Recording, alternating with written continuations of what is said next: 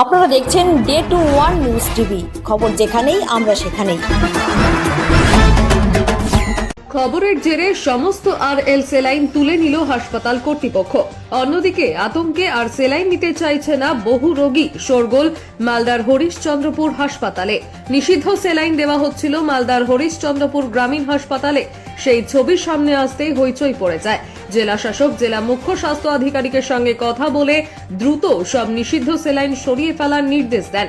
এরপরেই জেলা স্বাস্থ্য দফতরের তরফে নির্দেশ দেওয়া হয় বিতর্কিত সেলাইন প্রস্তুতকারক সংস্থার সেলাইন ব্যবহার বন্ধ করার। সেই নির্দেশ মতো সেই সব সেলাইন সরিয়ে ফেলে হরিশচন্দ্রপুর হাসপাতাল কর্তৃপক্ষ। মেডিকেল অফিসার নিজেও স্বীকার করেন, সংবাদ মাধ্যমে খবর সম্প্রচারিত হওয়ার পরেই জেলা স্বাস্থ্য দপ্তরের নির্দেশিকা আসে।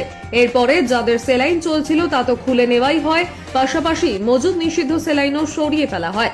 তবে এরপরে ক্ষোভ ছড়ায় রোগীদের মধ্যে, ছড়ায় আতঙ্ক। সেলাইন নিতেই ভয় করছেন অনেকে, হাসপাতাল ছেড়েও চলে গেছেন বহু রোগী। ভর্তি হতেও ভয় করছেন অনেকে। প্রশ্ন তুলছেন, টাকা খরচ করে যাদের বেসরকারি হাসপাতাল বা নার্সিং হোমে ভর্তি হওয়ার সামর্থ্য নেই, তারা এখন কোথায় যাবেন? সরকারি হাসপাতালেও তো বিষাক্ত সেলাইন। না, ওরা সব বন্ধ করা হয়েছে। হ্যাঁ, এবং আমাদের নির্দেশিকা এসছে। কখন আসলো নির্দেশিকা? আমাদের ডিস্ট্রিক্ট হেলথ থেকে বলা হয়েছে এবং আমাদের যিনি বিময় সাহেব আছেন উনি আমাদেরকে বলেছেন। হ্যাঁ, যেহেতু আমাদের একটা আকস্মিক ঘটনা ঘটেছে, আমরা জানি এটা সংবাদ মাধ্যমে এবং সবাই আমরা অবগত আছি, সেই জন্য আমরা সেটাকে যেটুকু ছিল সব আমরা ডিসকার্ড করে দিয়েছি। যে আজকে থেকেই সরানো হয়েছে আরএলটা? আমি তো আজকে সকাল থেকে ডিউটি আছি, সেখান থেকে কোনো আরএল আমি দেখিনি। এখন কোনটা ইউজ করা হচ্ছে? এখন যেরকম পেশেন্ট আছে, পেশেন্টের নিরিখে যেরকম আমাদের ফ্লুইড দরকার হয়, বিভিন্ন ফ্লুইডের তো বিভিন্ন রকম প্রকারভেদ রয়েছে, শুধুই আরএল নয়, সেখানে এনএস রয়েছে, ডিএনএস রয়েছে, 5D রয়েছে, বিভিন্ন রকমের ফ্লুইড আছে। যেরকম পেশেন্ট আছে সেরকম পেশেন্টের উপর, রোগের উপর ভিত্তি করে আমরা স্যালাইনটা দিয়ে থাকি। যদি আমাদের নিতান্তই আরএল প্রয়োজন হয় তো সেটা আমরা লোকালি ম্যানেজ করার চেষ্টা করছি।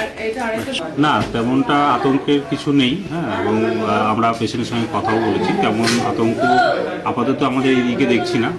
এবং পেশেন্ট মোটামুটি দুটো ওয়ার্ডেই আমাদের ভর্তি আছে, ফুল ভর্তি আছে। আর একটু যেটা ঠান্ডার কারণে যেটা হয়, পেশেন্ট সংখ্যা একটু কমে, সব পেশেন্টগুলো একটু কম থাকে, সেই নিরিখে হয়তো হতে পারে একটু কম, কিন্তু পেশেন্ট আমাদের ফুল ভর্তি আছে। হ্যাঁ, হসপিটাল ভালো রান করছে। আমি একজন কর্মরত ডাক্তার হিসেবে এটুকু বলবো যে আতঙ্কের কোনো কারণ নেই। আমরা সরকারি নির্দেশ মতো এবং আমাদের স্বাস্থ্য দপ্তরের নির্দেশ মতো আমাদের যা যা বলা হয়েছে আমরা সেই সব পদক্ষেপ নিয়েছি।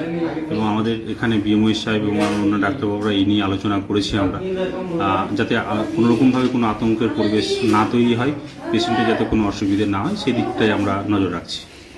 আমার নাম হচ্ছে ডক্টর এমডি রবিউল আলম। আমি হচ্ছি হরিশচন্দ্রপুর রুরাল হসপিটালে কর্মরত জেনারেল ডিউটি মেডিকেল অফিসার।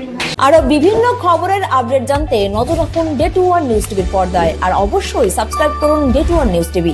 আপনাদের একটি সাবস্ক্রিপশন আমাদের কাছে অত্যন্ত মূল্যবান। ধন্যবাদ।